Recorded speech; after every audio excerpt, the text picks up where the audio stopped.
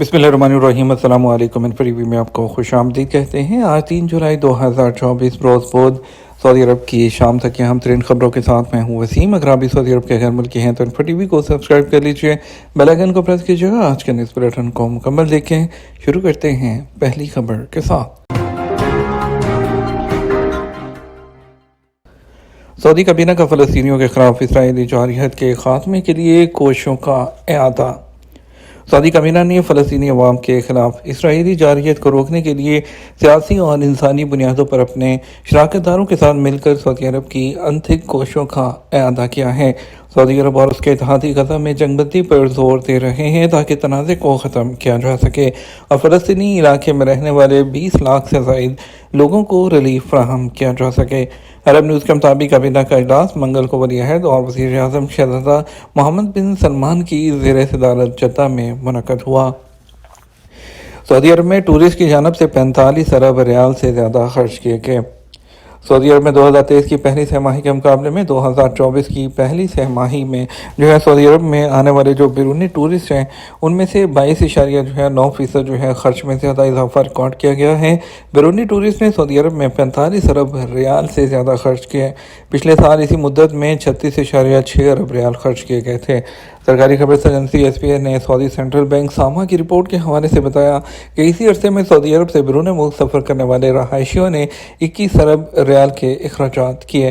ساما کی رپورٹ کے مطابق بیرون ملک سے آنے والے ٹورسٹ کی جانب سے اخراجات میں اضافہ سعودی عرب میں سیاحت کے شعبے میں حاصل کی جانے والی کامیابیوں کا حصہ ہے۔ اقوام متحدہ کی سیاحت کی فہرست میں سعودی عرب 2019 کے مقابلے میں 2023 میں عالمی سطح پر سر فہرست سیاحتی مقامات میں بین الاقوامی ٹورسٹ کی جو شرح نمو ہے اور سیاحت سے ہونے والی آمدنی میں اضافے کے باعث پہلے نمبر پر ہے۔ یہ کامیابی وزارت سیاحت اور سعودی عرب میں سیاحت کے فروغ کے لیے کی جانے والی کوششوں کو ظاہر کرتی ہے۔ سعودی پروفیسر 2 سالہ بیٹے کو بچاتے ہوئے ڈوب کر ہلاک۔ سعودی عرب کے college of applied medical sciences کے ریسرچ یونٹ کے سربراہ اور کنگ سعود بن عبدالعزیز یونیورسٹی برائے ہیلتھ سائنسز کے پروفیسر ڈاکٹر عبداللہ معیوف العنزی اپنے بیٹے کو بچاتے ہوئے ڈوب کر ہلاک ہو گئے۔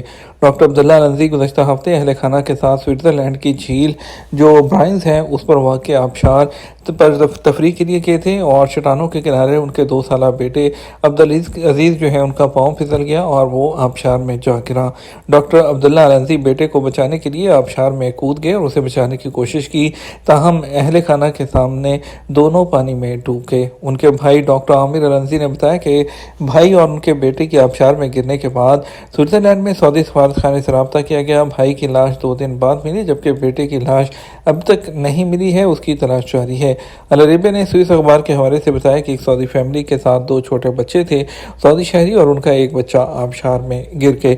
ریسکیو سروسز نے بڑے پیمانے پر سرچ آپریشن شروع کیا، اس میں ہیلی کاپٹر اور کشتیوں کا استعمال بھی کیا گیا۔ ڈاکٹر عامر العنزی کی اہلیہ نے اخبار 24 کو بتایا کہ اس دن باہر جانے کا ارادہ نہیں تھا، لیکن ان کے شوہر نے آبشار پر جانے کے لیے اصرار کیا جو کہ 50 منٹ کی ڈرائیو پر تھی۔ سعودی ٹورسٹ کو دھمکیاں دینے کے الزام میں ترک شہری کو گرفتار کر لیا گیا۔ ترکی کے شہر استنبول کے ایک ریسٹورنٹ میں ترک شہری کو سعودی جو ٹورسٹ ہیں ان کو دھمکیاں دینے کے الزام میں گرفتار کر لیا گیا۔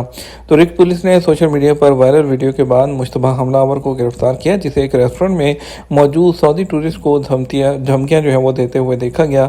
اخبار 24 کے مطابق ابتدائی اطلاعات کے مطابق حملہ آور نے نشے میں اس جرم کا ارتکاب کیا۔ فوٹیج میں دیکھا جا سکتا ہے کہ حملہ آور چاقو لہراتے ہوئے ریسٹورنٹ میں بیٹھے ٹورسٹ کو دھمکا رہا ہے۔ ویڈیو میں یہ بھی سنا جا سکتا ہے کہ حملہ آور چیختے ہوئے کہہ رہا ہے، عربی مت بولو تم ترکی میں ہو۔ اس کے بعد حملہ آور کو ریسٹورنٹ سے باہر نکال دیا گیا۔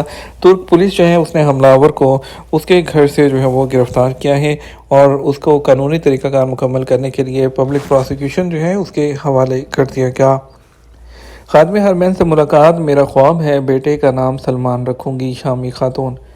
شاہ سلمان مرکز برائے امداد اور انسانی مرکز ہے اس کے پروگرام سما سے مستفید ہونے والی شامی خاتون کا کہنا ہے کہ شاہ سلمان سے ملاقات کرنا میرا خواب ہے۔ اللہ تعالیٰ کے فضل اور سعودی عرب کی قیادت کی مہربانی سے بیٹے کی قوت سماعت بحال ہونے کے بعد اسے نئی زندگی ملی ہے۔ سبق نیوز کے مطابق شاہ سلمان امدادی مرکز کی جانب سے جمہوری ترکیہ کے صوبے غازی انتاب میں قوت سماعت سے محروم بچوں کے علاج کے لیے شروع کی جانے والی مہم سما کے پروگرام کے تحت ترکی اور شام میں آنے والے زلزلہ زدگان کے لیے علاج کی مہم شروع کی گئی ہے۔ سماع مہم کے تحت ایسے مریض جن کی سماعت کام نہیں کرتی ان کا مفت علاج کیا جاتا ہے۔